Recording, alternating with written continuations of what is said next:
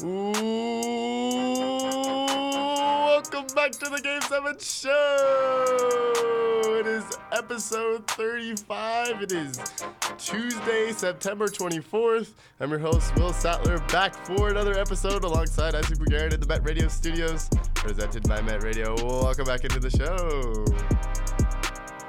Oh, we can't hear him. Welcome back, Will. Ooh. Welcome back. Welcome back, a little rusty on the sticks. This guy mutes my microphone, that way I can't talk. Will says, yeah, Isaac, you know what? You had the show for the last 2 weeks, so you're just not going to talk at all today. Yeah, it's facts. It's just really how we had to do it. It's nice to have you back. Back and better, baby. All right, man. Yeah, it's been 2 weeks.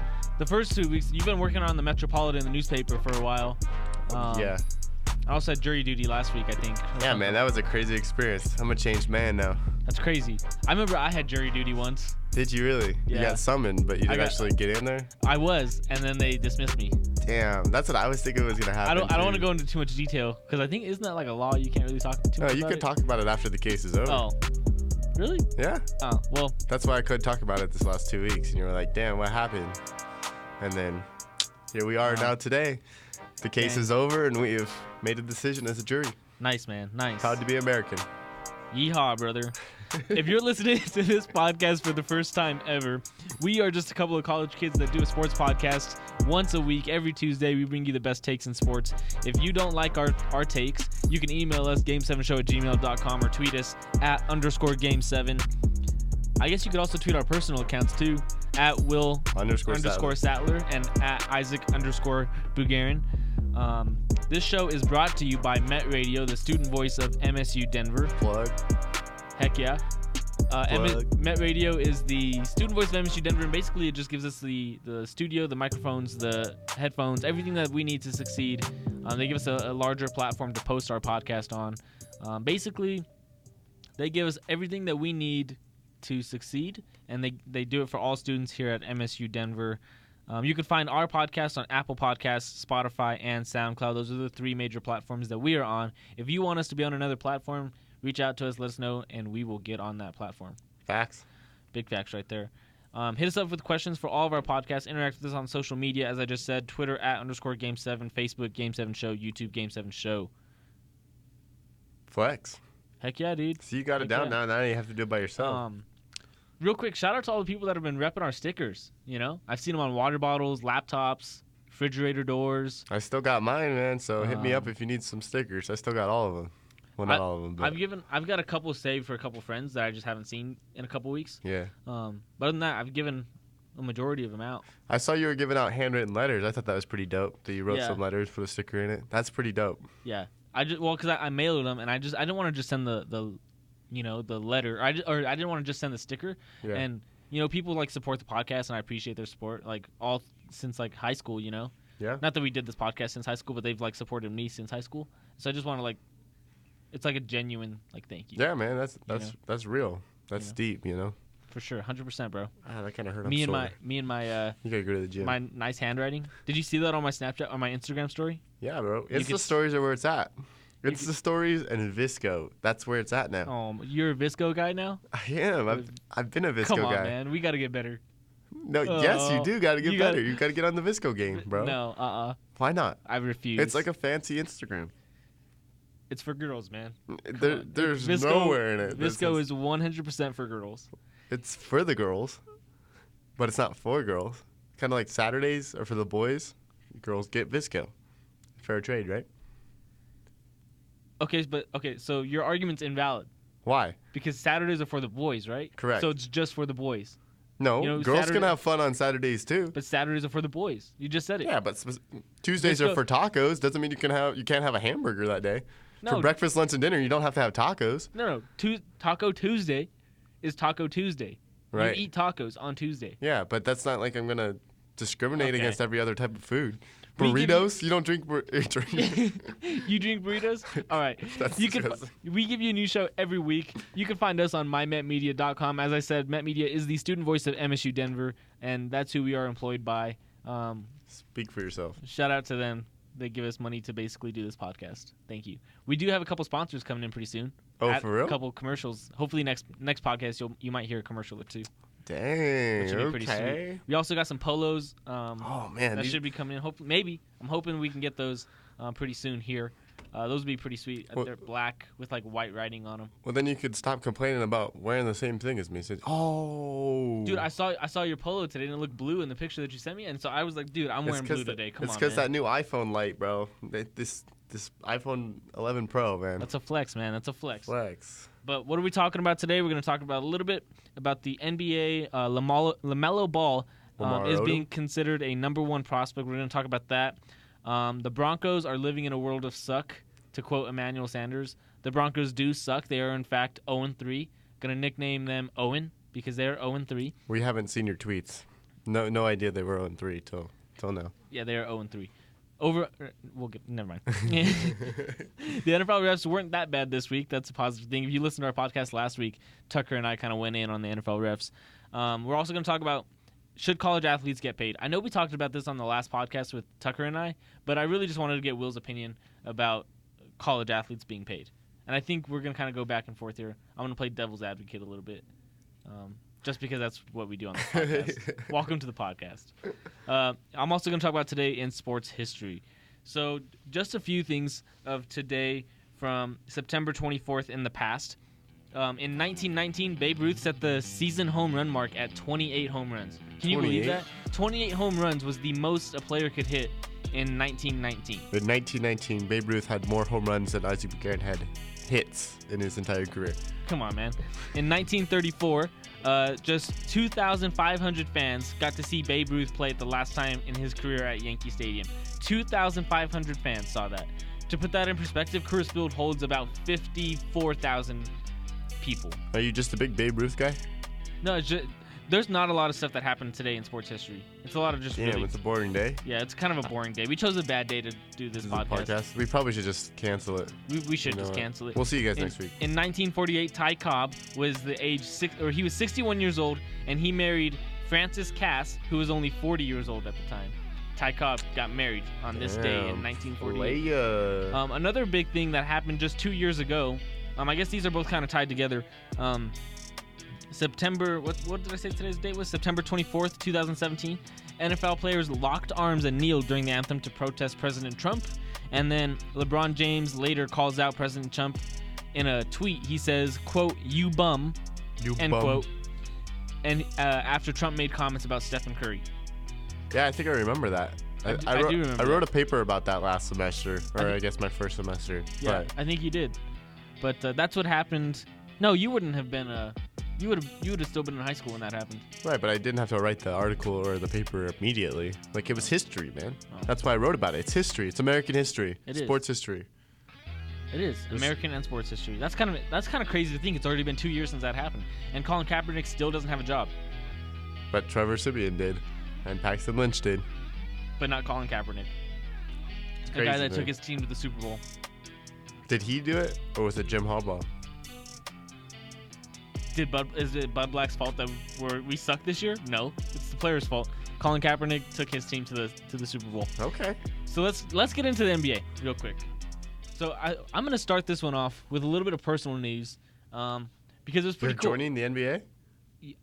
I'm leaving college and I'm going to the NBA. I'm leaving college and I'm going to the NBA. I'm excited for the next step in my career. I'm just kidding. That sounds so ungenuine. You sound like you're reading a script.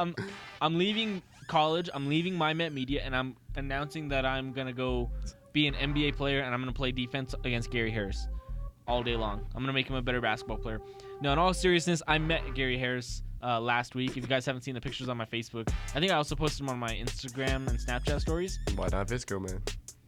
Visco's for the girls, man. We're not getting into this. But tweet us, Visco, for the boys or for the girls? We gotta know. That's gonna be a poll. I'm putting a poll up right now. So Gary Harris posted on his Instagram story. What was that? Last Thursday, I think. Posted on his Instagram story. I'm sitting in the back of the class, and he says, basically, he posts a picture of his shoes and says, "If you guys want some signed shoes, meet me at Pepsi Center out front at noon." And so it was like 10:30 in the time of class, right? And I'm just sitting there, and I see a story. And I was like, dude, we got to go. I looked at all the people in my class. I was like, dude, we got to go. And our professor kind of looked at us and was just like, what are you guys talking about back there? And I kind of just explained that Gary Harris was pretty important. He's for the boys? Yeah, so we got out of class at the end, and we walked straight from campus to the Pepsi Center. We got there at about, 10:50? So an hour and 10 minutes before Gary Harris even came outside. We're the first ones in line to see Gary Harris. Granted, he had just posted on his story, and it's not like everybody can just leave class or ditch class just to go meet Gary Harris. Just quit their jobs, Yeah, go for lunch, So, we basically got there first in line. We were waiting. The line kind of got a little long. There was probably, 200 people at one time eventually. Wow. Yeah. For real? And people were, leaving as soon as Gary Harris gave him a shoe or gave him a picture or whatever. That's crazy. So we get there. It's 12 o'clock, on the dot. Some dude walks out of Pepsi Center with the Nuggets, and he says, he's like, "Hey, you guys here to meet Gary Harris?" And I kind of looked at him like, "Dude, there's only 200 people in line. What do you think we're here to do? You think we're here to just wait in line for the next concert tomorrow night? Come on, man. You got to be better than that." So, anyways, he's like, Gary Harris is actually going to be at Chopper Circle, so we got to walk down all the way over there. So he takes the line, and we kind of wrap around to go to Gary Harris's car. He pulls up in a Range Rover. A Range Rover. And he's not even driving. One of his other buddies is driving his car. That's how you are when you're in the NBA. You don't have to drive your own car. That's facts. So he gets out and everybody starts clapping for him. And it was kind of cool. Everybody. Yo. It was like, Gary yo, Gary, what's Harris. up? Yeah. So it was pretty sweet. And then he kind of looks at everybody. He's like, I was not expecting this many people. What do you expect, I know. man? I guess he expected maybe 10, 20 people. He had 100 shoes to give away. No, he only had 10, 12 shoes. I thought he said 100, man. No, it was not 100. Then how'd you get one? We were first in line. Okay. So and I think he was originally planning on giving everybody a pair of shoes. Yeah. But obviously when there's 200 people, you can't give everybody a pair of shoes. So he gave everybody individual shoes, and signed them also. So it was pretty sweet. You should have put to Isaac, my guy. No, I wish it wasn't really like that. It was he was just signing them and giving them away, and then just handing them out. Yeah. I don't know how I feel about that. It was as if I was at the McDonald's pickup line. They're like, order number 23, and then they just hand it to you. Gary Harris was just signing it, and he was just like, you want a shoe, man? Here. You want a shoe, man? Here. What would have happened if you were like, nah, man, I don't want a shoe? I don't know. Some dude, I can't say some dude, he's one of my classmates, was wearing a Portland Trailblazers jersey. What happened? He was wearing a Damian Lillard jersey. So we get there, and it's one of the first things that Gary Harris notices. Yeah. He's like, man, you're wearing the wrong jersey. And I was just like, oh, man. And he's like, come on, man. And he kind of gave him the look, really, you're gonna wear a Damian Lillard jersey to come meet Gary Harris. Take it off just to meet Gary? Nah, he didn't have a shirt underneath it, I guess. I don't know, man. Would you want to meet Gary Harris without a shirt? The question to be asked of the week. Send us your responses. Game 7 show. Facebook _Game 7. Would you want to meet Gary Harris topless? Personally, I would not want to meet Gary Harris topless. That he might not want to take a picture with me. We got to get back in the gym then, man. You got to start coming again. Come on, man. So you can be confident in yourself. I'm confident, but it was cool to meet Gary Harris, man. He's pretty cool, pretty down to earth. Prime for a big year? Yeah, I think so. I think he's primed for a big year. Just gotta stay healthy, man. That's all it is. Stay healthy, with him. It's a good Nuggets team for sure, man. Or they could tank for the first overall pick. This team better not tank. This team better not. Jokic says load management, 81 games this year. I'm only playing it again on Christmas. No, in all seriousness, this is the year. Oh. This is the year, for the Nuggets. Yeah, you don't sound very convinced. You're yawning. I want to say they got a 3-year window. This is their window, You think it opened now, or do you think it opened last year? Yeah, 100% So this is the prime spot. And then next year. Yeah, we're going to win. This is the year. Everybody retires next year. With Klay Thompson hurt, with Kevin Durant hurt, the playoffs are up in the air, People are saying the Warriors aren't even going to make the playoffs. I doubt that. I wouldn't count them out. I've been playing with them in 2K. They're too nice. You think so? They're still too nice? Yeah, D'Lo is a beast, man. Draymond's going to bounce back, going to be much better now. That's understandable. He's going to be he's already a veteran, but even more so, be that guy that knows his stuff. Right now, the Warriors are, 1,200 to 1 odds to win? I do not know the odds on the Warriors, no. As of September 9th, via the Westgate Las Vegas Superbook, the Clippers are number 1, Lakers, and then it goes Bucks, Rockets, Sixers, Warriors, Jazz, and then Nuggets. They're saying the Jazz have a better chance than the Nuggets. Wow. I'm sure Disrespect. I'm sure there's some reasoning behind that. Disrespect. I'm not too much of a gambler. They should have a class here. Disrespect. Sports gambling, to like understand it, not to like learn how to gamble. You know? Is it what I really mean? legal to bet on sports in Colorado yet? They haven't. I don't know about Colorado. That's on the ballot this year, I thought. Are you gonna vote for it? Yeah, it creates revenue. Damn. You know, it's all about the money. It's all about the dollar. But what if Gary Harris starts going and betting on himself? It's illegal for like. That didn't stop Pete Rose. And look where he's at now. Banned from baseball. Hall of Famer, bro. Banned from baseball. Hall of Famer. Banned. What do you feel about from baseball? What do you feel about that? Like, you have one mistake in your career, even if it's a big one, but you were one of the best hitters in all of baseball. Does that mean that you should be out of the Hall of Fame? Bill Buckner's in the Hall of Fame, and he's remembered for the ball that went in between his legs in the 1969 World Series. But like, is the Hall of Fame more? Oh, I don't think it was 69. I think I missed. The World Series, 69. When he let the ball go between his legs? Yeah. The Hall of Famers, does character matter in a Hall of Fame's ballot? Yeah, like, 100%. So like, you would take Tim Duncan over, I don't know. Yeah, that's right. JaVale It was McGee. Game 6, 1969, Miracle Mets. I was right. But so that matters to you. Like, you could be the best. Character does matter to me. If Mike Trout came out with like, that's why Mike Trout's a Hall of Famer. He's a class act. Right. And he's a great baseball player. Antonio Brown, is he a Hall of Famer? Oh, no. Did he win a ring? I'll answer that for you. It's no. I mean, but he has one of the statistical like best lines ever. Look at the way he's leaving the NFL now. You know, is that the legacy you want to leave behind to voters? Not necessarily. I don't know if that's necessarily it, but that's just. Okay, so what about this? Eli Manning. Does he make the Hall of Fame? He 100%. That's you shouldn't even have to think about that. He 100% does. Just because he's ending the career like this, I don't think it necessarily matters. You think his career's over? Daniel Jones, was that good? Yeah. Daniel Jones was great. He had a better game than what Baker Mayfield had against the Rams. I think on national television. I think he's had a better year so far. In the one better game than Baker Mayfield's had all year, fantasy-wise. That's tough. I'd have to look at the numbers on that. Did you draft Daniel Jones? Is he a free agent? He is. I might cop him. He is, man. He is. Jimmy G's not having the year, though. Now we got off track to football. Back to basketball.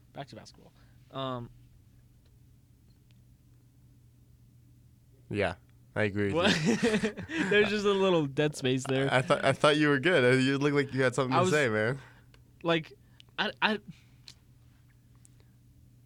okay, so the Warriors are supposed to be like contenders, right? Yeah. What, like, how do they contend against like the Nuggets? Because I feel like the Nuggets are still better than the Warriors. Because they probably have the best player of the 2010s on their team. Did LeBron James or Stephen Curry impact more of the 2010 era? Or I guess 2010s, plural. All 2010 to 2019. And that's so tough because at first I thought it was a shoo-in, but then I realized LeBron has been playing all 9 years. I don't remember when Steph came into the league. Steph has also, though, I think. No, because he was pre-teens. But, I mean, LeBron's been playing since 2003, so he's been in there much longer. And I would clearly say LeBron, from the 2000s to the 2010s, impacted the league the most. Stephen Curry got drafted in 2009. But he didn't really. He was out the first year and a half, I feel like. No, he was playing behind Monte Ellis. They played together. Playing behind him. He wasn't the number one. They were a beast if you were a point guard in my career. Go to the Warriors. Well, the way I look at it, Stephen Curry changed basketball as a whole. Right. You know, he didn't just change the NBA. He changed the game of basketball to where all these kids now live and die by the three. The entire game does. Yeah, exactly. The entire NBA does because they realize if you want to compete with the Warriors, you got to be able to shoot the three. It's just a better thing in general now. It just makes sense to shoot the three more than the two. LeBron James had just as big of an impact. Right, but I think... But he also has an impact outside of basketball. You know, where he opens up his own school, where he's giving away all this stuff to kids. You know, he's got his own foundation to talk about minorities and the black community. You know, so he changed life out. He changed the community outside of basketball. He changed the world. Stephen Curry did too. Yeah, he's still going, man. Basketball. Yeah, exactly. He's still in there. It's been 10 years for him. And it's been what, 15 for LeBron? No, way more. Steph has just as many championships too, right? It's been 14 for LeBron. Steph 16. has 3 and LeBron has 3, right? LeBron. Yeah, no, he has 4. Well, he had 1 with the Heat, 2 with the Heat, 1 in Cleveland. That's it. That's 3. He's only got 3, man. He ain't winning it with the Lakers. Yeah, 3 NBA championships, 4 NBA MVP awards, 3 Finals MVP awards, 2 Olympic gold medals, and 15 All-Star games. He's got Curry beat there in MVPs. And I almost said Super Bowl MVPs. Clutch. And NBA Finals MVPs, man. Have you heard all the news about LaMelo Ball? I've heard a little bit about it. I've been saying the hype is real on this kid. But even though he's playing in, Australia? Would you say that professional Australian basketball is more Illawarra important? Hawks? That's what they are, the Illawarra Hawks. Professional Australian basketball is more stronger than NCAA? You get paid for it. Exactly. He's learning how to become a professional. 100%. Which is, I mean, is that necessarily important in transitioning to the NBA, becoming a professional? Oh, 100%. You got to learn how to manage your money. You got to learn how to manage the media. You got to learn how to manage what you eat from what you how much you sleep. But they're doing that in college still. Not as much as you do in professional basketball, because you got professional trainers. You're not getting taught how to do this in college. You got people to do it for you. Let me rephrase that. In college, people are teaching you how to take care for yourself. I mean, Clemson football, they teach you how to cook meals. But if you go to professional basketball, you aren't being taught how to do this. You're expected to do this, and there's a big difference in teaching and expectations, I think, when it comes to this. So you would rather go play Australian basketball against some maybe no names or 40-year-old players? I'm not knocking LaMelo Ball. He's played 8 regular season games where he's averaged a triple-double, right? He's averaging basically 40 points, 14 rebounds, and 11 assists every game, and 4 steals. And he wouldn't have done that in the NCAA. It's just impossible to do that with all the... He probably wouldn't be a point guard in the NCAA. He's a 6'6". He's 6'6". Wow. He's 6'6". He's a freshman in college, too? He'd be a freshman this year. Yeah, that's crazy. He went to Chino Hills High School. He did, and then he transferred. Yep. He dropped out and then transferred. Yep. It's crazy. Transfer and now he's playing basketball in the for the Illawarra Hawks. Isn't his teammate I think I'm saying that wrong, but it's Illawarra. Illawarra. Isn't his teammate? Illawarra. You want to talk over me again? Illawarra Hawks? Hey, Illawarra Hawks? Hey, you want to talk over me again? Yeah. Okay. Yep. He's 6'6". Who's the last point guard that's been 6'6"? You know, Magic Johnson was what, 6'9"? Yeah, Magic Johnson. LeBron James is playing point guard this year for the Lakers. He's 6'8". Point guard. Yep. And he's going to be a matchup problem. And I guess that's why you probably want him to go number 1. Yeah. I mean, he's a matchup problem. And he's got immense talent. It may not be about his physical gifts at this point, but he's got a lot of talent. LeVar Ball also called Lonzo Ball damaged goods. Did you see that? What is that supposed to mean? That's your kid, man. Yeah, he called his son damaged goods. What does that mean? The context was basically like they were having a conversation, and I guess he just wasn't impressed with Lonzo Ball's stats and everything that he was doing. So he called him. He said, "You want to be like your brother, damaged goods," or something like that. It was something in that context. Motivation, man. I'll have to find it. He's trying to hype you up. No. It was really actually kind of like rude in a sense. Like I was watching it, and if you saw Lonzo Ball's reaction to it, he was just as much shocked as I think everybody else was, and he gave like this look to where, like, he didn't know what to say. He was just kind of like, "Wow, did my dad really just call me damaged goods? My own dad?" You know, there may be some things going on behind the scenes. Maybe Lonzo, as he grows as a man, is stepping up to his dad, who's been loud his whole life, and maybe saying some things that we don't hear. Yeah, and so if after that, or after Lonzo Ball basically heard that, he kind of went off on his dad and was just like, "No, I'm damaged goods. You don't want to talk to me. You don't want me to be here." Damn. Yeah, so there's a little bit of turmoil there. Bells in 4. Because they were talking about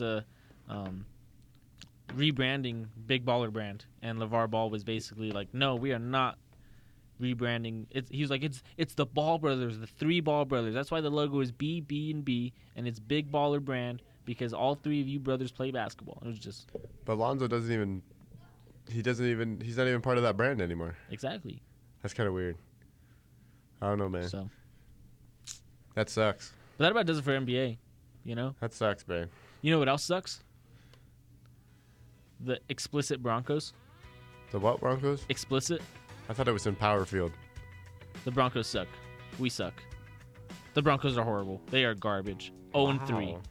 Wow. Still no sacks, no turnovers for this Denver Broncos offense. That's a NFL record. Yeah. It's believed to be the first team since sacks started being recorded by the league in 1969 not to have a sack or a turnover in the first 3 games. And this is supposed to be some godly defense that Vic Fangio brought in, you know? Yeah. Vic Fangio's always been pretty good with his defense. Khalil Mack had a great year last year. All of a sudden, he comes in with 2 great pass rushers. Nope, no sacks, no turnovers. Bradley Chubb, Von Miller. Before the season started, they were all talking about how they were going to break the sacks record together. They're on their way. Oh, 100%. They're on pace for 0. They're on pace for 0 sacks this season. That's true, man. It's hard to believe that this defense hasn't done anything yet, and that makes you wonder, like, what's going on? Why are they not performing? Is it something that they're mentally not prepared, or are other teams preparing so well for this Broncos defense? Or are they just planning to be traded? I mean, if you play bad, you'll get traded. I don't think anybody on this defense is doing that. 0-3. They didn't have anything to do with wanting to be traded. If you have such a talented defense that isn't performing, that doesn't mean you want to be traded off it. You want to get better. That's why you hear Vaughn and Bradley. You're playing on a team that's arguably. But you're playing. They're in the bottom 5 of the entire league. Correct, but you're playing on a team that one play away probably should have won the second game against Chicago, whether a risky call from the refs. You probably could have won that Packers game in different spots, and the same goes for the Oakland game. They look like blowouts because of the end of the game, but they were close games throughout the entire thing. It's not like these teams getting blown out. They're just a couple moves away. So to trade your future at Von Miller and a couple plays away, or a couple players away. I mean, at this point, I could comfortably say they should be 2-1. They should be 2-1. You're correct. But they're not. Because the defense is not performing. But the offense is struggling also when it comes down to being in the red zone. I mean, we had a pick on our 5-yard line. Yeah. That's 7 points that we could have had right there. And then I believe we also had a pick on the 40 or something, right? We had 2 turnovers inside on our half of the field. You turn that into a field goal and a touchdown, and all of a sudden it's a totally different game. That's what I mean. So a couple plays away, decision making, and you know how that goes. That's the NFL. But the defense that was made out to be this great thing is not changing the game like they're supposed to. Yeah. And trading that, I don't think will make a difference. If anything, it's only going to make them worse and set them back another couple years. They're very close. As bad as 27 in the ESPN Power Rankings looks, they are very close to making the next move. But are we playing to win now? Are we? Because we shouldn't. We're 0-3.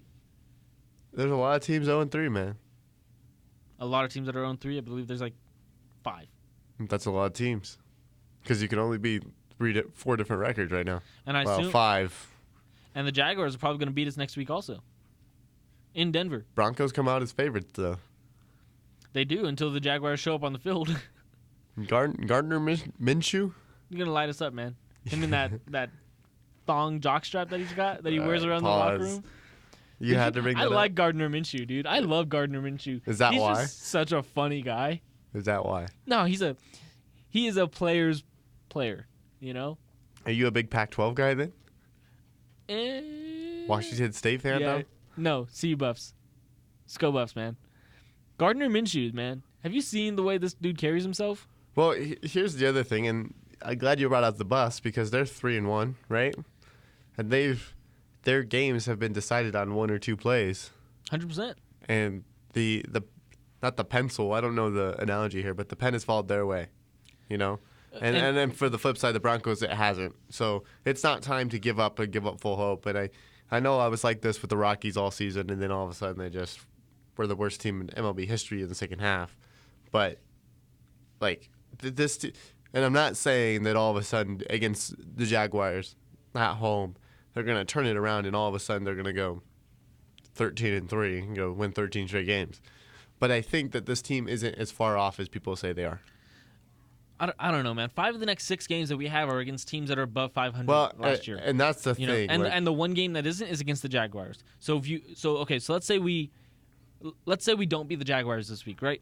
Now we have to go to LA to play against the Chargers, and then the Titans come to Denver, and then the Chiefs come to Denver, and then we got to go to Indianapolis to play against the Colts, and then the Browns come to Denver, and then we go to Minnesota to play against the Vikings. So let's just say we lose to Jacksonville at home, okay? Now, do you expect us to win on the road in LA against the Chargers? I'll answer that for you. No, because they're a good team. Do you expect us to beat the Titans at home? I mean, I don't expect us to beat the Titans. Not right now with the way this defense is playing. If you can't keep Marcus Mariota in the pocket, he's gonna have a field day.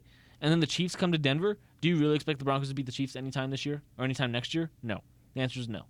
Right? So that's already 4 straight losses that you have just from these 4 games. Now you got to go to Indianapolis and play against a team that is probably going to have its offensive rhythm by then. Without Andrew Luck, they're probably going to have their offensive rhythm.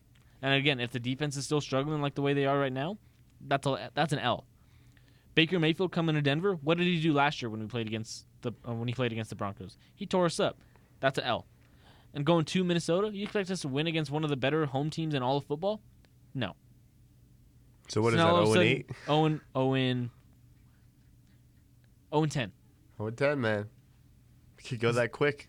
It can. So if you don't win against Jacksonville and try to get some sort of momentum, you're looking at being 0-10. But do you believe... And then you got to go win in Buffalo? Could you be 0-11 if you lose to Buffalo? In Buffalo? Cold November game? Undefeated Buffalo. Josh Allen. You might get lucky and beat the Chargers when they come to Denver on December 1st because the Chargers never play good in Denver. We just always seem to find a way to pull it out. But can we beat the Texans in Houston? Probably not. Can we beat the Chiefs at Arrowhead? I'll answer that for you. It's a definitely not. And then the Lions come to Denver. We might get lucky and have a good weekend there. The Lions have looked good so far. They have. They really have. But if you're hoping that you have the Matt Stafford of the recent years where he struggled down the stretch, you might get lucky and win that game. And then you got to host the Raiders on December 29th. Are you predicting the Broncos to go 0-16? I'm not saying they're going to go 0-16. I think they'll find a way to win a couple games here and there. But I'm saying you're looking at a team that still has the potential to go 4-12 or 3-13. They go 3-13. They get the 3rd overall pick. Do they take a quarterback? No. You're probably going to go after a cornerback. With the 3rd pick? Yeah. I don't think that's ever happened. Do you need a quarterback? You have Drew Lock sitting on the bench. You traded up to get Drew Lock. So no, you don't need Drew Lock. Or no, you don't need to draft a quarterback. You already have Drew Lock, who's supposed to be your quarterback of the future. So what are you going to do with those top 3 picks? You go after a cornerback or a lineman or a defensive tackle. You could trade Von Miller for picks. You can trade Chris Harris Jr. for picks. Chris Harris Jr. is probably going to leave anyways at the end of the season. He doesn't want to get stuck playing for the Broncos. I don't blame him. That just doesn't make Why any not sense. trade Chris Harris Jr. for picks? For you could probably get a 1st or 2nd round pick out of Chris Harris Jr. Not with an expiring contract. Not in this NFL today. Chris Harris Jr. would have the leverage in this case where he could choose a team where he wants to go to, and then he could say, hey, if you trade me to this team, I'll sign an extension with this team. Like, he'll be talking to their front office during the trade talks. But I don't think that's... The NFL is not like the NBA. That doesn't happen in the NFL. It can with Chris Harris Jr. I don't think if you're trying to flip Chris Harris Jr. and get something for him, at the bare minimum, you're going to get a 3rd round draft pick. Do you think the front office would even think about doing that? Why wouldn't they? What, are we going to win right now? So we're going to pay him all this money to basically be on a team that's not... This is the same... We're going to just let him walk and we're going to get nothing out of him? This is the same team that last year signed Case Keenum and this year traded for Joe Flacco. I don't see that happening. They just don't seem like a team that's going to make that move. This is 100% the team that's going to make that move because we're not winning. Why keep him if we're not winning? If you're supposed to be rebuilding for the future, looking ahead to next season, why not let him go? What's the reason into keeping him? There is none. I really don't see one. It just doesn't make any sense. You know? And if football hasn't been cruel enough to the Broncos this year, Shaquille Barrett is leading the league in sacks. You know? He's got 8 sacks in 3 games. And we didn't even want to re-sign him. We said, maybe we'll re-sign him. Probably not. Nah, but now he's leading the league in sacks. And what do the Broncos have right now through 3 games? 0. Shaquille Barrett, 8 times, or I guess I can't even say 8 times more sacks than the Broncos because you can't. 8 times 0 is 0. He's got 8 more sacks than the entire Broncos defense. That's a lot of sacks. That's a lot of sacks. And the Broncos, 10 scoring drives over the first 3 games, touchdown, field goal. 7 of these have gone for at least 10 plays. So that's actually good. That shows that the offense is actually putting together decent drives. You know, Yeah. you got if you can have 10 plays in a drive, that's positive. You know, to put that in perspective, the Broncos didn't reach 7 scoring drives of the season last year until October 18th. So that's what, week 6, week 7. They've had just 4 plays of at least 30 yards. Yeah. 10th and first downs. Yeah, they're putting together all these first downs and all these good drives. 29th in they ranked 29th in scoring, 10th in first downs, like you said. Well, I mean, is that scoring, is that direct result of Noah Fant not performing up to the expectations? Is it a result of Joe Flacco not being able to get the ball to the receivers? Emmanuel Sanders, 4 targets, 2 catches, 10 yards on Sunday. Is that what you expect out of Emmanuel Sanders? No, Sanders, to me, Emmanuel has never been a red zone target. He's always been that guy that makes the difference as you move up the field. For him to only get targeted 4 times and only have 2 catches, 10 yards? No, you can pay me $100,000. I'll go out there and I'll give you 10 yards. I'll give you 2 catches. Yeah, you might get your head snapped, bro. It's the same results. You know? Anybody can go out there and get 10 yards. I bet a high school football player can go out there and run for 10 yards. You give him 4 plays. This Packers defense that they just played was pretty solid. It's being talked about the NFL's best right now. So, yeah, and they held the Broncos to what, 16 points? Gotta love it, right? Gotta love being a fan of the Denver Broncos. Just rebuild already. Just admit it. John Elway, just admit it. I know he's never wanted to rebuild, but this is the time. If there's a time to rebuild and let everybody go, you're 0-3. And that was a year and a half ago. You're not making the playoffs this year. It was a year and a half ago. They should have done that. 100%. That's why we're so behind. That's why we are so behind right now. You would be telling us a completely different story if this team was 1-2 right now. I would not. 100%. If they went and beat Chicago on their home field, their home opener, and this team's 1-2, you would be giving us a completely different story. Unfortunately, that's not the case, because now you're looking at what did I say? 7 of the next 8 games are against teams that are above 5, teams that are likely going to be above 500 throughout the season and last season. Correct, but then if that's the result, then they'd still be 1-9. But you would be giving us a different story right now. That's what I'm saying. I'd be saying, okay, so instead of the number 3 overall pick, we get the number 7 overall pick. I mean, 1-2 makes a big difference this early in the year. I mean, what if they had tied that game in Chicago, and they were 2-1? Would you be saying something different than 0-3? Oh no, because you still don't have wins. You still have 0 sacks. You still have 0 turnovers. That doesn't change. Yeah, the turnover ratio is really not sickening, but worryful. 100%. If you're making history for the wrong reasons, you should be worried. But with that being said, they've been in these football games with 0 takeaways. If this team gets 1, maybe 2 takeaways in a game, they're winning these football games.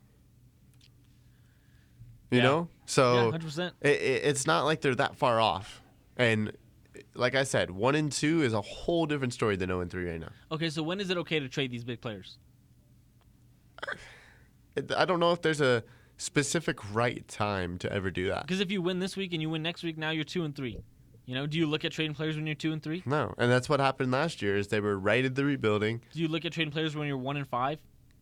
When you're 0-5? It's all specific to performance, and I mean, granted, okay, let's say we don't get any sacks till week 5 and we go 0-5. Then you have a good point, but does that happen? Let's say we get 2 sacks between now and week 5, and we're 1-4. Well, and yeah, Do you see, like, when is the right time? Because I guess there really isn't, if that's your argument. But there's always I feel like there's never a right time to trade something. there's always a right time. As close to the trade deadline as possible. When you maximize the potential. I mean, who wouldn't want a pass rusher? Von Miller, an MVP candidate year in, year out. Exactly. Do you think Garrett Bowles will hold me tonight when I go to sleep? Whoa. Pause. He performed much better on Sunday. He did. No holds. But he really got torn up. Yeah, he did. But at least he wasn't holding people. Yeah. It just shows that he's not that good of a lineman. He never was supposed to be a good lineman. He was a great athlete that they were going to make into a great lineman. They took a chance. Another drafting error. Oh, it just didn't happen.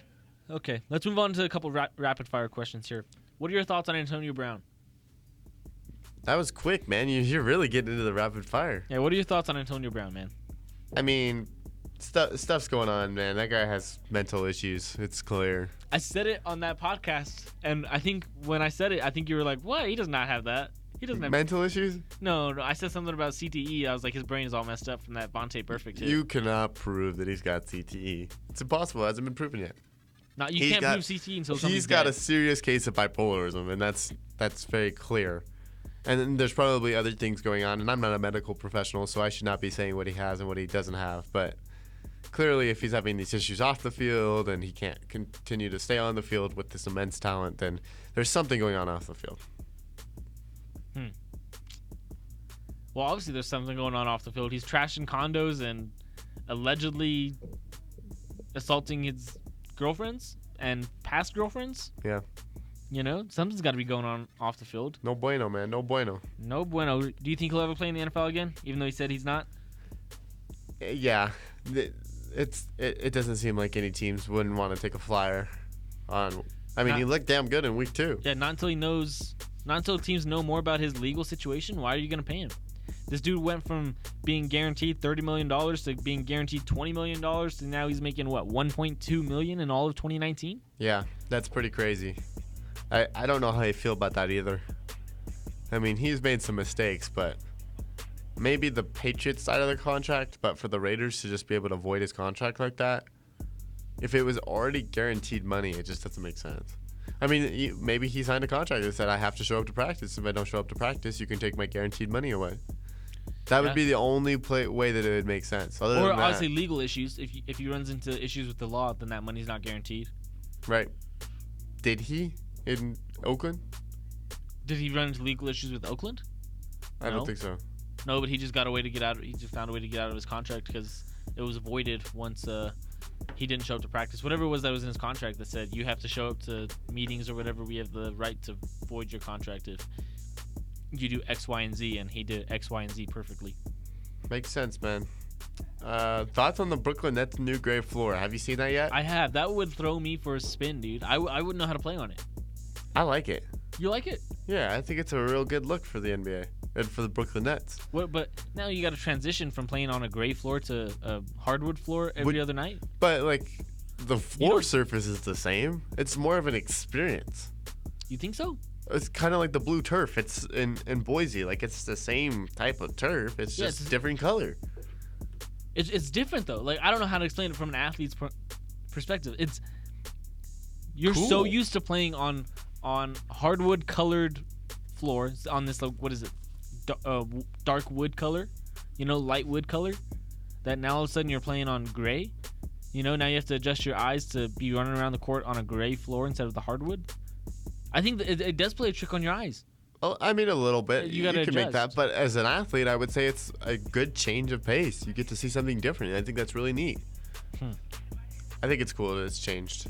How can we watch the Nuggets and Avs games this year, Will? You'll be able to watch it on Altitude TV. I have a good feeling that before the season starts, they'll make some changes, and I wouldn't be surprised to see like a 1-year contract, and then or something like that. It gives Kroenke just enough time to kind of build his own platform or something so that way he can have his television rights to make more money. I think I wouldn't be surprised to see that. And if that doesn't work, NHL.com pass or whatever it is, NBA.com, and but I don't think use a VPN and you get around the blackout laws. Yeah, you got to get around the blackout. So You got to cheat a little bit. And you always have to watch opposing broadcast. Listen to it on Altitude Sports Radio. You can do that for sure. You can. So Indeed. that's You can mute the TV, just turn on Altitude Sports Radio, have that play in the background, I guess. I like doing that during the Avs and the playoffs. You know, I do that during the Rockies games on national television when they play on like Fox or ESPN. Jack Corrigan. Yeah, because they suck at their job when they talk about the Rockies. Because it's always, oh, Coors Field this, Coors Field that. Nolan Arenado's not a good player. Oh, Larry Walker. Oh, it's just like annoying. So I always turn off the TV, or I turn off the volume on the TV when they play on national television. I turn on a local, KOA, to play-by-play to listen to the Rockies. Makes some sense, man. Should college players be paid? Should college players be paid? Are you asking me? I am asking you. Why don't you ask Tim Tebow first? Play the clip. Play the clip. Play the clip, baby. Play the clip for the boys. Credibility and knowledge about this because when I was at the University of Florida, I think my jersey was one of the top selling jerseys around the world. It was like Kobe, LeBron, and then I was right behind them, and I didn't make a dollar from it. But nor did I want to, because I knew going into college what it was all about. I knew going to Florida, my dream school, where I wanted to go, the passion for it, and if I could support my team, support my college, support my university, that's what it's all about. But now we're changing it from us, from my university, from being an alumni where I care, which makes college football and college sports special, to then, okay, it's not about us, it's not about we, it's just about me. And yes, I know we live in a selfish culture where it's all about us, but we're just adding and piling it onto that, where it changes what's special about college football. We turn it into the NFL, where who has the most money, that's where you go. That's why people are more passionate about college sports than they are about NFL. That's why the stadiums are bigger in college than they are in the NFL, because it's about your team. It's about your university. It's about where my family wanted to go. It's about where my grandfather had a dream of seeing Florida win an SEC championship. And you're taking that away so that young kids can earn $1. And that's just not where I feel like college football needs to go. That's fair, There's that opportunity in the NFL, but not in college football. That was Tim Tebow on First Take. That was September 13th. What are your thoughts on that? I mean, I agree with him. Yeah. Right now, I agree with him. You know, I know we talked about it last week on the show, but Will wasn't here, as I said. It was just Tucker and I talking about it.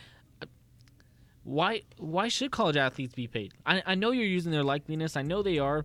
But at the same time, it's like Tim Tebow said, it takes away that we feeling, that college campus, that we are a team mentality, that if we win, we're all winning together. If we lose, we're all losing together, to a, hey, I'm the quarterback of the team, so I'm making $20 million this year, and you're just the third string wide receiver who plays on basically just the practice squad, and you're going to make, what, $100,000?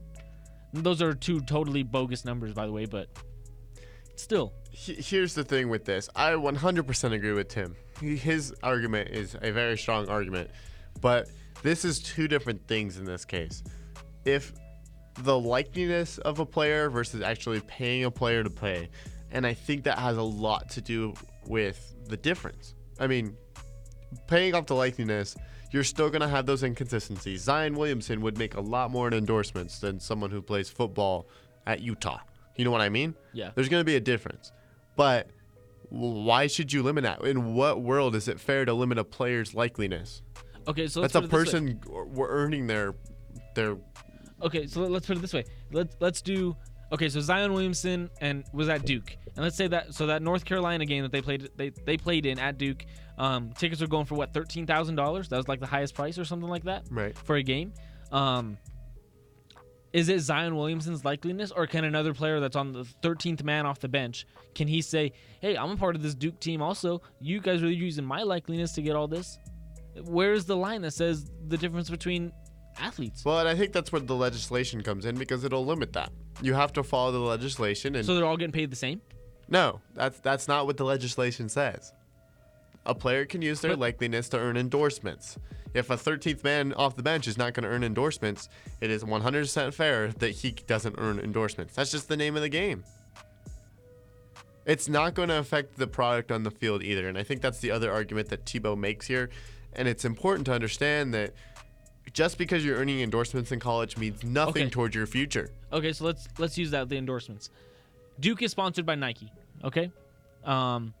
what if Zion Williamson is there and Adidas comes to him and he signs with Adidas for an endorsement deal, but he's wearing all Nike, like the school is requiring him to wear Nike shoes, Nike jerseys, Nike shorts, Nike hoodies, like everything Nike, but he goes on and signs with Adidas.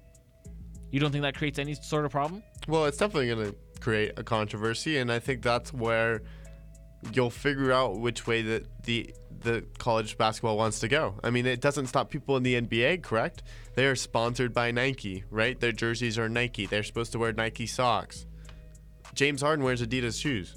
You know what I mean? So... but that's different. That's because the NBA doesn't have that contract to say every player can wear... or the Nike has to...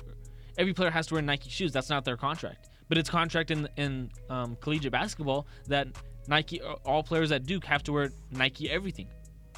And I think that's the... And then so say colleges now, or Nike says, hey, you have to sign with us now if you want to get endorsement money. But now they can lowball the students because they know they have no competition. They can only sign with Nike.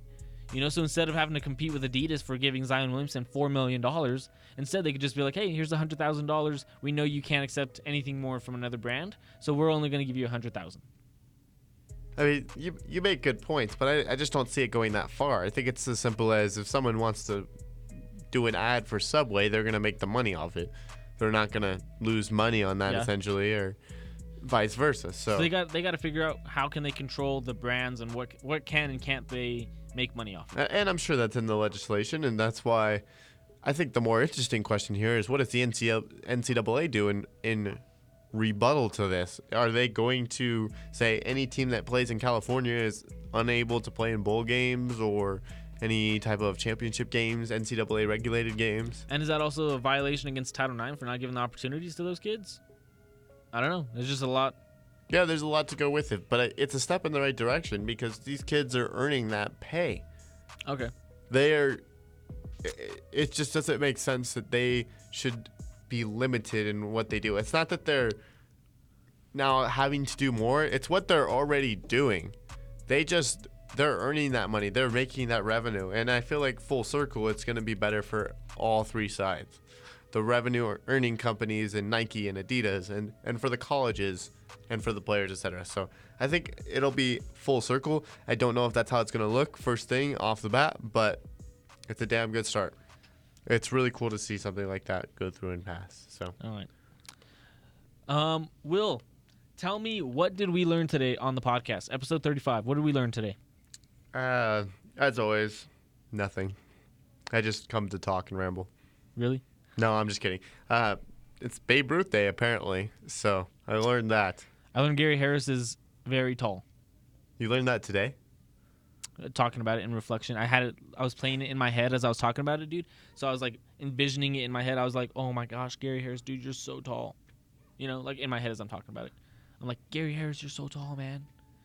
Gary Harris, you're huge, dude. I hope you go out there and drop like 30 points on the Brooklyn Nets when we play against them. Make sure you clip that. That was a pause moment. A what? What you just did. What did I just do? I'm not gonna redo it. You're gonna watch the video. Oh. Check us out on YouTube. Watch the video. Thank you, Met Radio, for hosting us. As always, Met Radio is the student voice of MSU Denver. You can find this podcast on Apple Podcasts, Spotify, and SoundCloud. Always encourage you guys to hit us up with questions for the next podcast. Interact with us on social media. We made some takes today. If you didn't like our takes, you can email us, game7show@gmail.com. You can like us on Facebook or not like us on Facebook, Game7 Show. YouTube, Game7 Show. You can follow us on Twitter @_Game7. You can follow Will @Will_Satler. And you can follow myself @Isaac_Bugarin. And as always, I want to remind everybody that if you're looking for a pet, go to the shelter first. We will see you next week. Next week. Woo!